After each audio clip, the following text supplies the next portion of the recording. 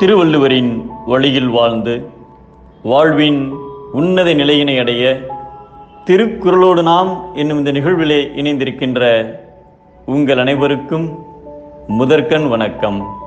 குறள் எண் 433, அதிகாரம் குற்றம் கடிதல். சோழ மன்னன் குலோத்துங்க சோழனின் அவையில் தலைமை புலவராக இருந்தவர் கவிச்சக்கரவர்த்தி கம்பர்.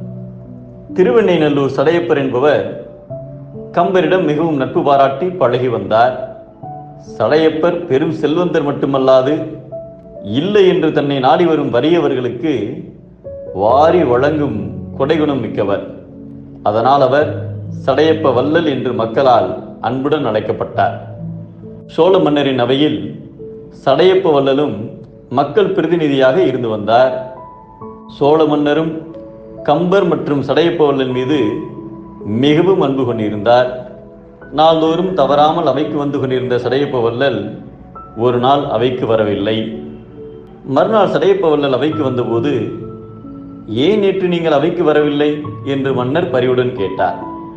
அதற்கு சடையப்ப வள்ளல், மன்னா, எனது வலது காலில் முட்டிக்கு மேலே தொடையில் சிறு கட்டி வந்து வேதனைப்படுத்தியது, அதனால் தான் அவைக்கு வர முடியாமல் போயிற்று என்று கூறினார்.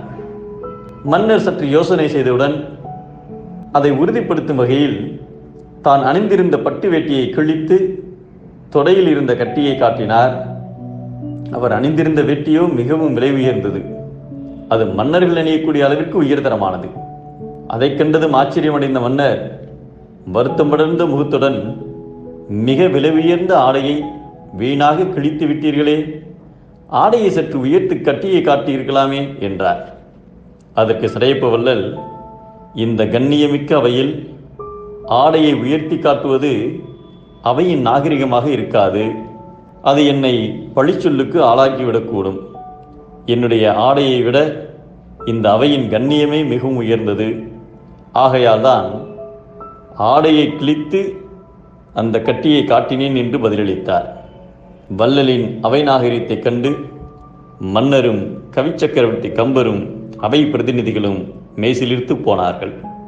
பழிச்சொல்லுக்கு நாணுகின்ற பெருமக்கள் தினையளவு சிறு குற்றம் தம்மிடம் வந்தாலும் அதை பனையளவு பெரிதாக கருதுவர் என்பதை தினைத்துணையாங் குற்றம் வரினும் பனைத்துணையாய் கொள்வர் பழி நாணுவார் என்கிறார் நம் தெய்வப்புலவர் திருவள்ளுவர்.